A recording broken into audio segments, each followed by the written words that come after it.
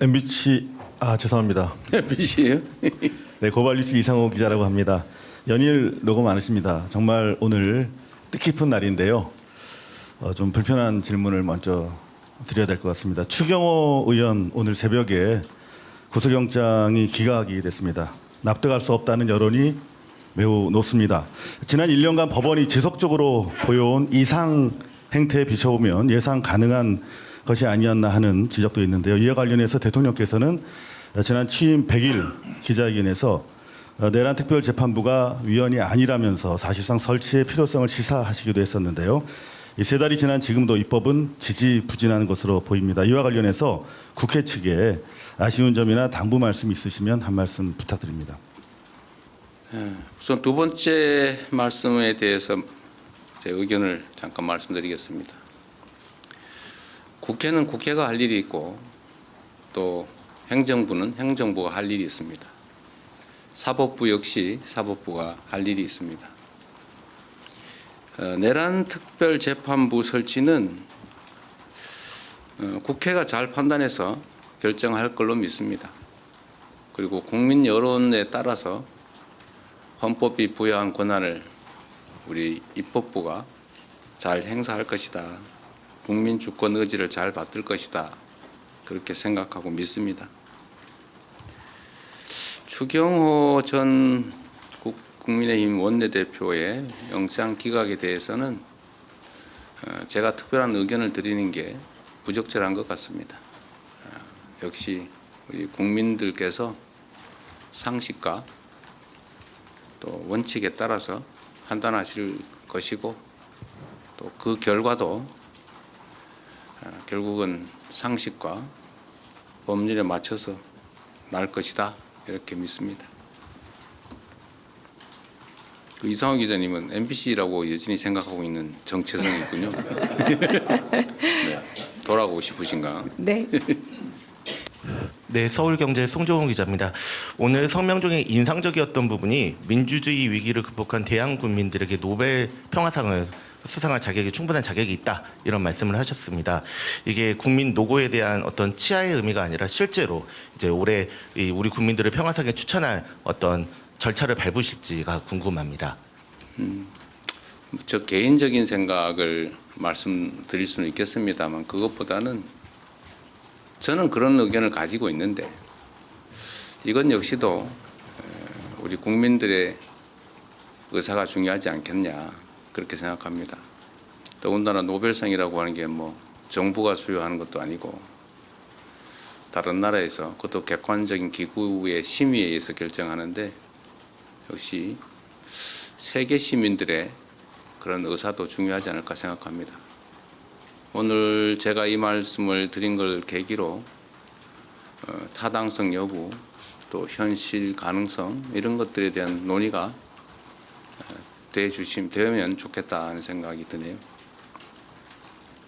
자격은 언제나 생각하는 것처럼 가장 잘 맞는다 이렇게 생각됩니다. 만약에 이 계엄이 그야말로 그들 입장에서 성공했더라면 엄청난 폭력적인 결과가 났을 것이고 가장 비평화적인 일이 벌어졌겠지요. 그리고 이 계엄을 우리 국민들이 나서서 맨손으로 또 아름답게 막아냄으로써 그야말로 평화를 지켜내고 또 이게 대한민국의 일만이 아니라 전 세계 시민들에게 또 전 세계에 큰 전범이 될 수 있다는 생각이 듭니다. 세계 모든 민주 시민들에게 커다란 희망을 주지 않았을까 그런 생각을 합니다. 네, 안녕하세요. 저는 코리아타임즈의 박지원 기자입니다. 저는 그 국민 주권의 날을 지정한다는 것에 대해서 뭐 어떻게 매년 어떤 식으로 어떤 취지로 기념하고 싶으신지 좀 더 구체적인 의견 여쭤보고 싶습니다.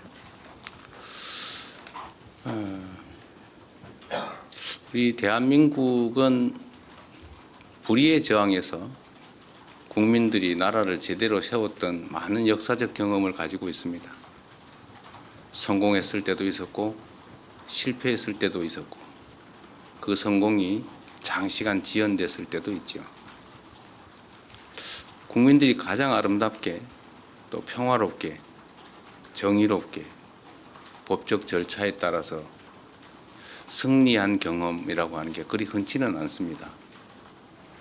그래서 역사적 경험으로 우리 후대들조차 영원히 기억하고 또 체험할 수 있도록 이날을 빛의 혁명이 시작된 날로 국민 주권이 진정으로 실현된 날로 기념일로 정하고 법정 공휴일로 정해서 우리 국민들이 최소한 1년에 한 번쯤은 생활 속에서 이 날을 회상하고 또 다짐할 수 있게 하는 게 중요하다고 생각합니다. 충분히 그럴 가치가 있다고 생각하고 역시 행정부 일방으로 정할 수는 없는 일이고 결국 국회 입법 과정을 거쳐야 되는데 그 과정에서 많은 논쟁들이 벌어지겠지요.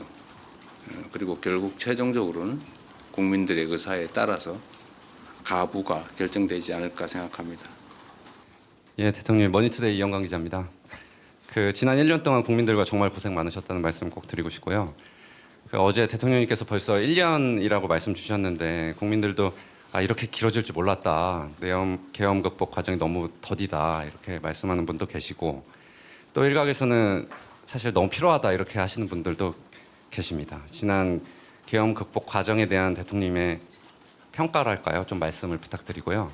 또 어찌 보면 다소 좀 다양한 목소리를 내고 계시는 국민들께 대통령님으로서 좀 하고 싶은 말씀이 있으시다면 좀 말씀도 부탁드리겠습니다.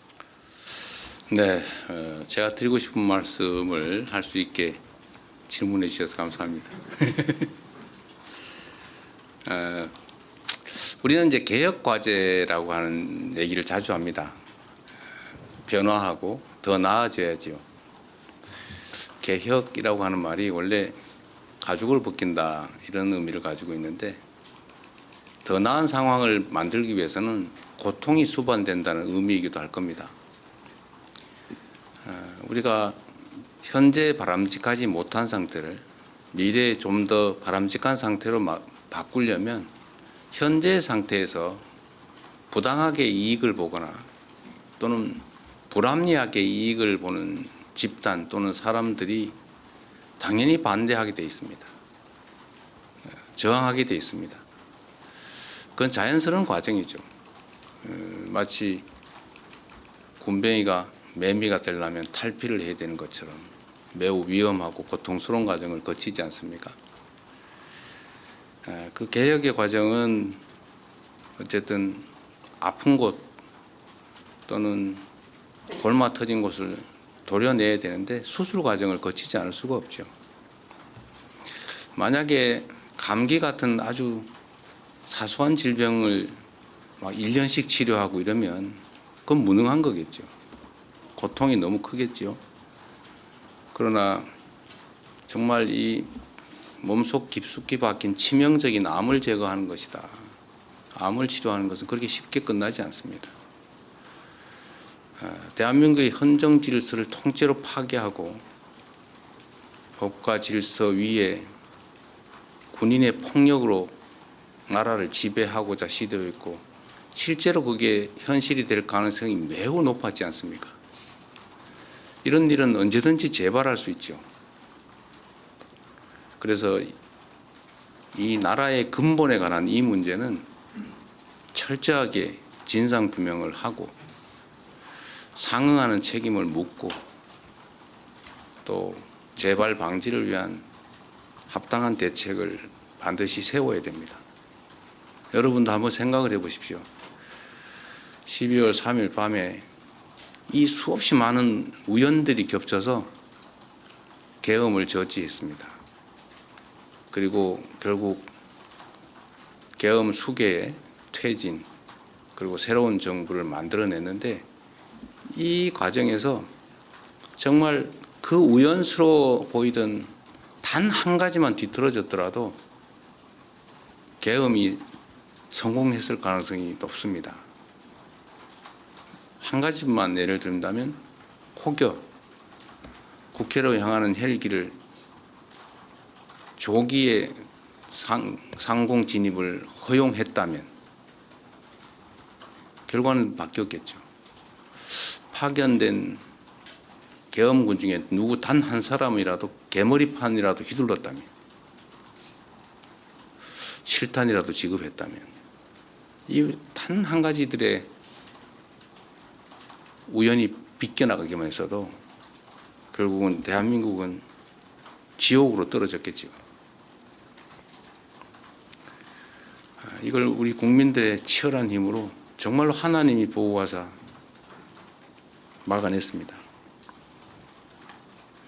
시간이 걸리더라도 다시는 이런 위험을 우리 스스로 또는 우리 후대들에게 겪게 해서는 안 됩니다.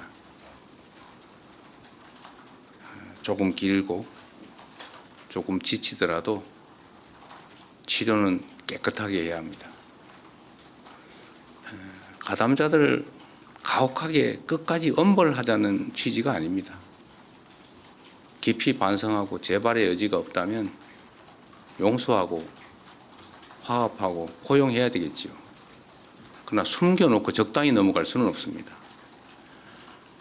통합해야 됩니다. 그러나 통합이 봉합을 의미하지는 않습니다. 적당히 미봉해놓고 해결된 것 같으면 다음에 또 재발합니다. 조금만 더 힘내주시고 조금만 더 도와주시고 조금만 더 견뎌주시기 바랍니다.